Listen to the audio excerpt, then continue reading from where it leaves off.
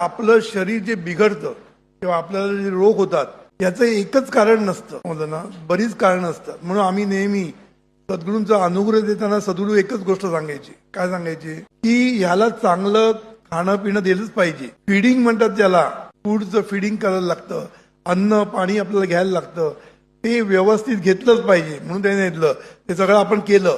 त्याच्यानंतर व्यायाम दिला पाहिजे, तो पण चांगला दिला. झोप चांगली पाहिजे, ती पण दिली, तरी सुद्धा रोग का होतात हा प्रश्न आहे. मग ह्याला कारण काय माहितीये?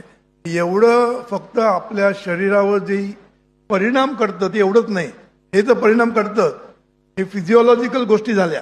पण त्याच्याही पेक्षा एक महत्वाची गोष्ट आहे, ती म्हणजे आपले विचार. सद्गुरू म्हणतात तुमच्या विचारांचा परिणाम आपल्या आरोग्यावर होत असतो. तो कसा होतो? आपल्या अंतर्मना थ्रू होतो. त्याचा पहिला परिणाम अंतर्मनावर होतो. अंतर्मनावरनं आपल्या फिजिओलॉजिकल चेंजेस आहेत ते सगळ्या होत असतो. बहिर्मनाचा पण परिणाम होत असतो. म्हणून आपण म्हणतो की ब्रिदिंग घेतलं, आपण माणूस चिडला की ब्रिदिंग वाढतं, शांत झालं की ब्रिदिंग शांत होतं, किंवा ब्रिदिंग कंट्रोल केलं तर आपलं मन शांत होतं.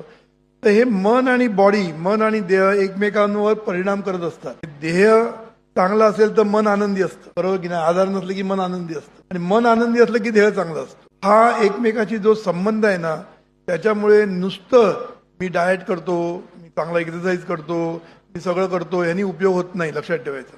त्याच्याही पुढे जाऊन आपले विचार काम करत असतात. कळलं ना? विचारांचा आपल्या आरोग्यावर खूप मोठा परिणाम होत असतो.